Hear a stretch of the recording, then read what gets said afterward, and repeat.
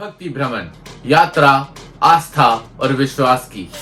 मैं आपका होस्ट दोस्त यानी कनव चोपड़ा आपके लिए श्रावण मास की इस पावन एकादशी की कथा लेकर एक बार फिर हाजिर हूं दोस्तों।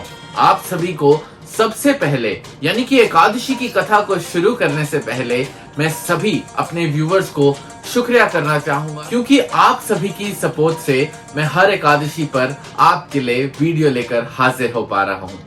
ऐसे ही मेरे चैनल को और मुझे सपोर्ट करते रहिए और ऐसे ही मैं हमेशा आपके लिए हर एकादशी पर एक कथा लेकर हाजिर हो जाऊंगा। तो चलिए दोस्तों, श्रावण के इस पावन मास में आप सभी के साथ आज इस कथा को साझा करते हैं और जानते हैं कि श्रावण मास के इतने पावन दिनों में आने वाली कामिका एकादशी की कथा क्या है। हिंदी पंचांग के अनुसार प्रत्येक मास में 2 एकादशियां आती हैं और इस एकादशी के पावन दिन पर विष्णु भगवान की पूजा की जाती है।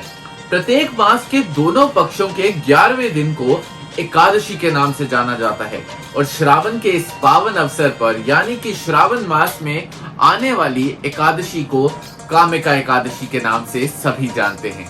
दोस्तों, एकादशी की व्रत कथा शुरू करने से पहले मैं आप सभी से चंद चीजें साझी करना चाहूंगा। तो चलिए पहले आपको जल्दी से बता देते हैं कि एकादशी श्रावण मास में आ रही है तो हमें किन की पूजा करनी चाहिए, क्या करना चाहिए और खास इस दिन पर यानी कि आज जब एकादशी है, बुधवार के दिन जब एकादशी आ रही है तो आपको क्या करना चाहिए जिससे आप पर आने वाली भगवान की कृपा डबल ट्रिपल ही नहीं 1000 गुना हो जाए। तो चलिए जल्दी से जानते हैं क्या किया जाए आज के दिन जिससे भगवान की कृपा आप पर भरपूर आए। दोस्तों, जैसे कि आप लोग जानते हैं कि आज है बुधवार यानी कि वेंसडे के दिन और श्रावण मास में एकादशी आना बहुत ही पावन अवसर है। दोस्तों, आप सभी के पास कि हर भगवान की कृपा आपको भरपूर मिले।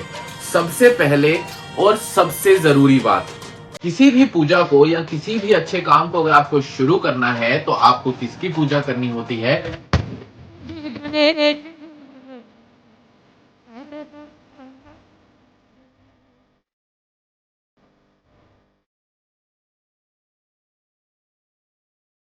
गणेश भगवान की। और कहते हैं कि जिन्हें भगवान गणेश को प्रसन्न करना हो, बुधवार के दिन गणेश भगवान को लड्डू चढ़ाएं और साथ ही साथ दुर्वा यानी कि दुर्वा घास को आपको गणेश जी को अर्पण करना चाहिए। अगर आपको लक्ष्मी की कृपा भरपूर चाहिए तो आपको करना क्या होगा? बुधवार का दिन है, गाय को हरी घास खिलाएं तो आप पर माँ लक्ष्मी की भी भरपूर कृपा रहेगी। उसके बाद आज यानी कि श्रावण मास के इस बुधवार के दिन जिस दिन एकादशी भी है, किसकी पूजा करनी चाहिए ये मैं आपको बताऊंगा, लेकिन एकादशी की कथा खत्म होने के बाद आपको क्या करना है, एकादशी की कथा को पूरा सुनिएगा जरूर और जानिएगा अंत में आपको किसकी पूजा करनी है जिससे आपको आज का फल डबल ट्रिपल और 100 गुना होकर मिले। तो एकादशी की कथा को पूरा जरूर सुनिएगा और वीडियो को एंड तक जरूर देखना। दोस्तों, इतना ही नहीं, अगर आपने मेरे चैनल को सब्सक्राइब नहीं किया है तो चैनल को सब्सक्राइब जरूर कीजिएगा, तभी तो आपके पास नोटिफिकेशन में हर एकादशी से पहले आपका ये होस्ट और दोस्त यानी कि मैं आपके लिए एक कथा लेकर फिर हाजिर हो जाऊंगा। तो चलिए आरंभ करते हैं एकादशी कथा। श्रावण मास के कृष्ण पक्ष की 11वीं तिथि को कामिका एकादशी कहते हैं। अपने नाम से ही अपना अर्थ समझाने वाली इस एकादशी को इसलिए भी महत्वपूर्ण माना जाता है क्योंकि इस एकादशी का व्रत करने वाले की हर मनोकामना पूर्ण होती है। इतना ही नहीं दोस्तों, इस एकादशी का व्रत रखने वाले ने जितने भी पाप किए हों, जितने भी उसकी जिंदगी में कष्ट हों, भगवान उस पर इतनी कृपा करते हैं कि उसके सभी पापों का जो बुरा फल है वो उसे कभी नहीं मिलता और उसकी सभी मनोकामनाएं पूर्ण होती जाती हैं। तो दोस्तों, इस एकादशी का फल जरूर प्राप्त कीजिए, इस एकादशी का व्रत जरूर कीजिए। तो चलिए शुरू करते हैं अब एकादशी की कथा।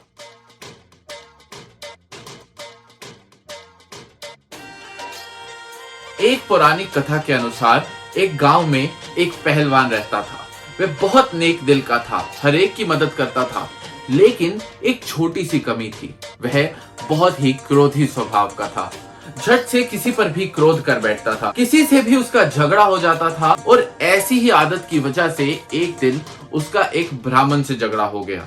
वो झगड़ा और वो क्रोध इतना बढ़ता गया कि उसने ब्राह्मण की हत्या कर दी, जिसकी वजह से उस पर ब्रह्म हत्या का दोष लग गया। इस दोष का पश्चाताप करते हुए उसने उस ब्राह्मण के अंतिम संस्कार की विधि में शामिल होना चाहा, लेकिन ब्राह्मणों ने उसे वहां पर शामिल नहीं होने दिया। उसका समाज से बहिष्कार कर दिया और उसे कोई भी धार्मिक कार्य करने से रोक दिया गया। सामाजिक बहिष्कार होने के बाद वह पहलवान जंगल में जाता जाता फिरता फिरता एक साधु के आश्रम में जा पहुंचा। साधु को नमस्कार करने के बाद उसने साधु से पूछा कि महाराज, कभी मैं इस ब्रह्म हत्या के पाप से अपने आप को दूर कर पाऊंगा? क्या इस दोष का कोई निवारण है? तो साधु ने उसे कामिका एकादशी का व्रत करने की सलाह दी। उसे पूजन विधि, व्रत की विधि, सब कुछ बहुत ही प्यार से और बहुत ही अच्छे से समझाई। इस कामना को मन में रखते हुए उस पहलवान ने उस ब्राह्मण की बात को मानकर कामिका एकादशी का व्रत किया। उसने व्रत का पालन इतने अच्छे से किया कि कामिका एकादशी का जिस दिन उसने व्रत किया, उस दिन वह शाम को भगवान विष्णु की मूर्ति के पास ही सो रहा था। सोते सोते भगवान विष्णु ने स्वप्न में उसको दर्शन दिए और उसको ब्राह्मण हत्या के दोष से मुक्त कर दिया। उसी दिन से दोस्तों इस कामिका एकादशी का प्रचलन हुआ और सभी की कामना पूरी करने वाली एकादशी को सभी लोग बहुत ही प्यार से, बहुत ही प्रेम से और भगवान विष्णु की भक्ति में लीन होकर व्रत करने लगे। आप सभी इस एकादशी का व्रत जरूर करें और आप सभी की हर कामना भगवान विष्णु ऐसे ही पूर्ण करते रहेंगे। तो जैसे कि आपसे मैंने कहा था वीडियो की शुरुआत में कि मैं अंत में आप सभी को एक ऐसी बात बताऊंगा जिससे आप सभी को इस एकादशी का फल सिर्फ दुगना नहीं, तिगुना नहीं, बल्कि 100 गुना क्या 1000 गुना से भी ज्यादा होकर मिलेगा। तो चलिए जानते हैं कि आज किस भगवान का पूजन करें जिससे आपको इस एकादशी का फल बहुत बहुत बहुत ज्यादा होकर मिले। है श्रावण मास का बुधवार और एकादशी का दिन, तो आपको श्रावण मास में विष्णु प्रिय भगवान भोलेनाथ की आराधना जरूर जरूर जरूर करनी चाहिए। आज भगवान भोलेनाथ के मंदिर में जाकर उन पर जल चढ़ाएं, बिलपत्र चढ़ाएं। अगर हो सके तो घर में अगर गंगा जल है, भगवान शंकर का अभिषेक जरूर करें। और साथ ही साथ एकादशी के दिन भगवान विष्णु की पूजन और आराधना जरूर करें।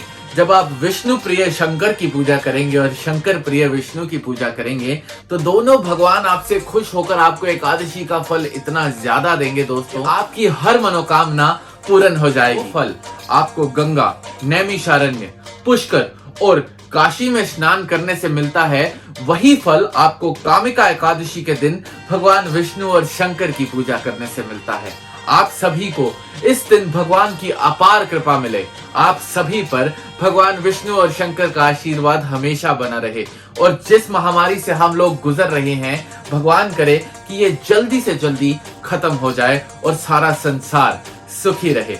आप सभी के साथ आपका ये दोस्त और होस्ट यानी मैं कनव चोपड़ा आज की वीडियो को यही विराम देता हूँ और आप सभी से जैसे कि हमेशा वादा करता हूँ अगली एकादशी से पहले ही आपके लिए वीडियो लेकर हाजिर हो जाऊंगा। बस एक छोटा सा काम करना है दोस्तों, आपने इस वीडियो को पूरा देखना है। आप सभी ने अगर मेरा चैनल सब्सक्राइब नहीं किया है तो चैनल को सब्सक्राइब जरूर कीजिएगा और अगर आपको मेरी ये वीडियो पसंद आई हो तो इसे शेयर जरूर कीजिएगा और आपका कोई भी फीडबैक हो तो जरूर कमेंट सेक्शन में दीजिएगा। आप सभी मेरे साथ ऐसे ही बने रहें। आपके लिए हर एकादशी पर एक नई वीडियो लेकर आपका ये दोस्त और होस्ट हमेशा हाजिर रहेगा। साथ ही साथ मेरे डेली व्लॉग्स को देखना बिल्कुल मत भूलिएगा मेरे दूसरे चैनल पे यानी कि जम्मू द व्लॉगर कन्नू। आप सभी मेरे ऐसे ही साथ रहें, ये सारा विश्वास रहे तो ये यात्रा भी चलती रहेगी और ये भक्ति का भ्रमण भी यूं ही होता रहेगा। आप सभी से जल्द ही मिलूंगा, तब तक के लिए स्वस्थ रहिए, मस्त रहिए, व्यस्त रहिए। जय जय शिव शंकर, राधे राधे।